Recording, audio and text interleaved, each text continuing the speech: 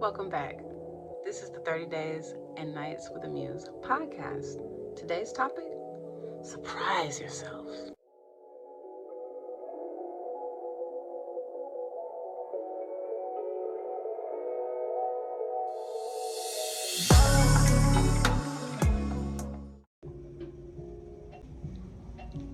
Sometimes in life, you have to surprise yourself.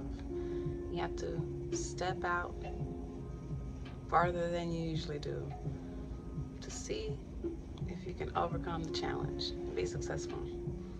And that's what I talk about briefly in my book, in the chapter called Surprise Yourself.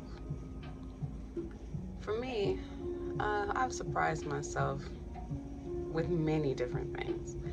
I'm naturally a very gregarious person, though, so I like calculated risk taking, if you will, which always comes with pleasant surprises.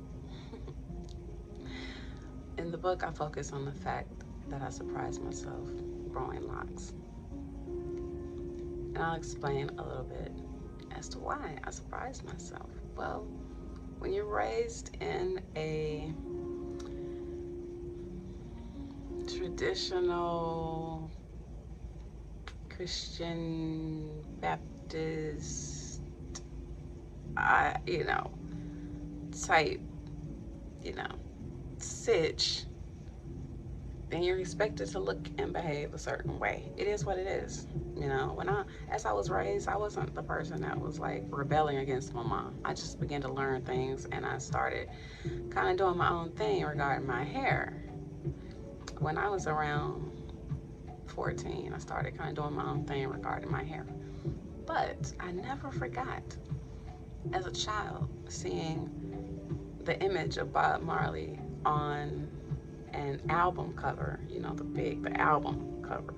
I remember seeing his locks just spread all over the album, and I never forgot that image. It never left my mind. So as I got older, I I cut my hair. My hair was it was cut down to a fade there for a little while. I did the little curly fro thing. I did finger waves. I did braids, human hair braids, regular braids, cornrow braids, twists, two-strand twists. I did a lot of different styles, and then I began to focus more on what would work for me, not necessarily what would look good for going out and being in things and organizations and groups and stuff and just looking the part. What would be good for me? I had the perm, I did all that, tracks, all that stuff, all that. And I started thinking about, well, what would work for me. When I was about 19, I was like, what would work for me? I want to take care of my hair, but what would work for me? And I revisited locks. I never had any fake locks in my hair. I never had any sewn in locks in my hair, nothing like that. I began to ask questions when I first started on my journey. I began to ask questions and stop people, just random people, if they looked approachable. And I would ask them what inspired them to start, why did they stay committed, what method did they use, are they happy with the method that they used. I would ask questions, and most of those people stopped and they talked to me and they gave me some helpful information. I went out on a limb in December of 2008, I believe. No, it might have been like October 2008, something like that.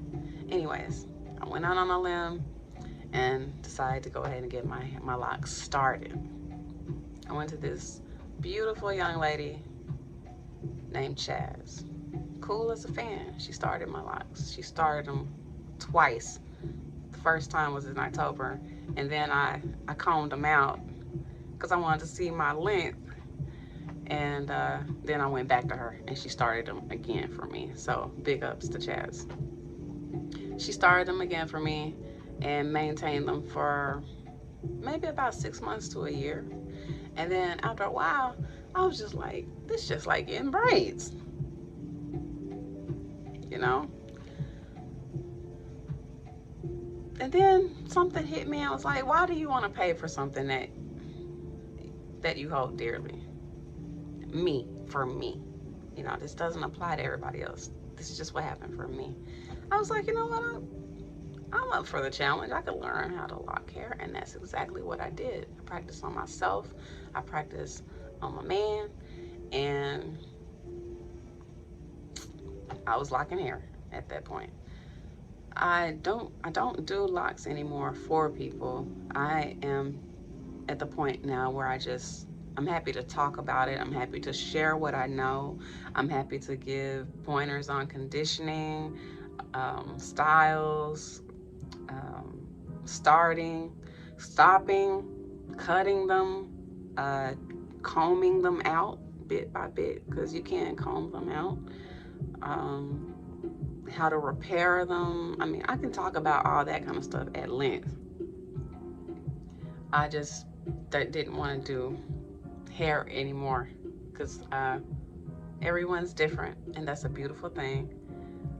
Sometimes people can go too far when they want you to go way too far out of your comfort zone for the sake of their head. And I am all about the journey when it comes to locks. I'm all about the journey, not necessarily just style and look. I have overcome that part of the journey. So I have been now locking for 13 years. Now, in the beginning,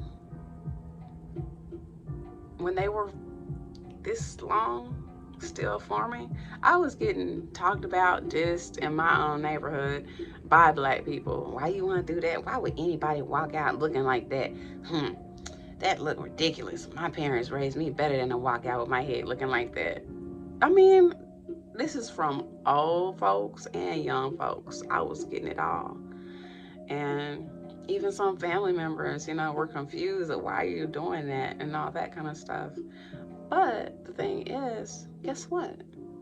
It's my head.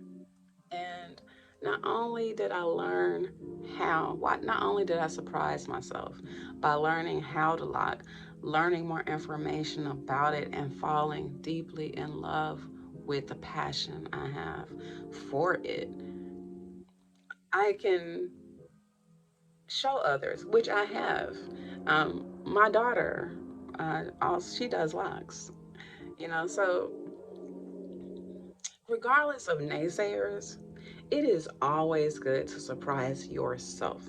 What matters is you. Surprise yourself. What is it that you have wanted to do, but maybe we're a little like, I don't know if I want to step out there like that. Well, like I've said in previous videos, fortune favors the bold. Fortune favors the bold. Thank you, Avery Brooks. If you ever randomly come across this video in your seasoned age, I commend you, sir. And I thank you so much for that phrase. I love Star Trek. But anyway, so surprise yourself. I surprised myself by growing locks and maintaining them. And now that's been 13 years. Another way I surprised myself is I lost weight. I used to be 236 pounds. I was 236 pounds. And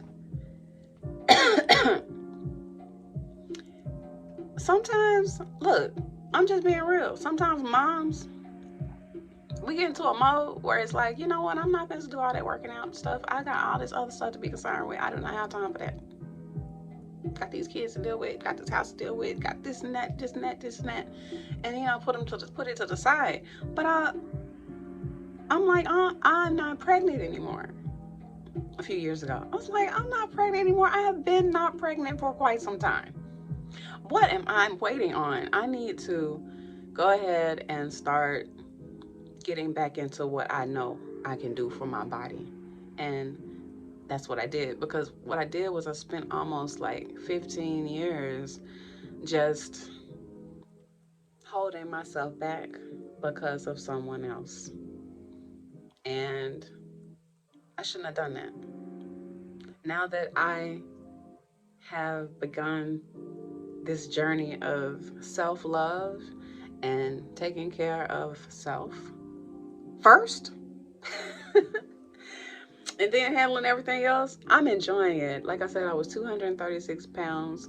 I am 150 pounds, and I'm maintaining it. And don't get me wrong, I still enjoy my cheesecake. Not every day. Not that I was doing it every day, but I'm just saying it's all about balance.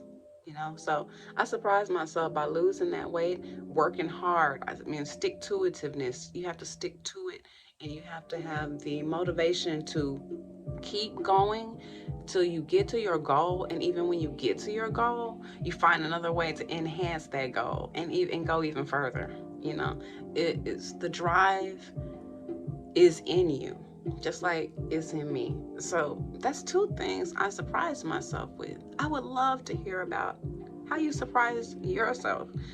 I surprised myself by growing locks, and this is just two I'm sharing with you. There are plenty of others. I surprised myself by growing locks and sticking with it. And I also surprised myself by losing so much weight from 236 to 150.